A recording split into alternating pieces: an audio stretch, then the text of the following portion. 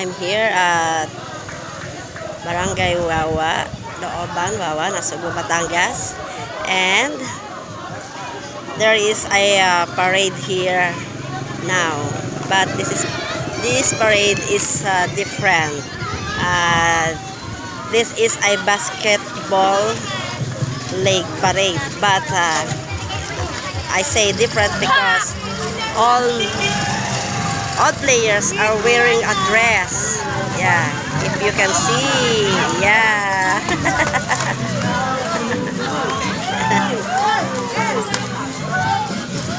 Then after the parade, they play still wearing that dress, and we see it later. Yeah.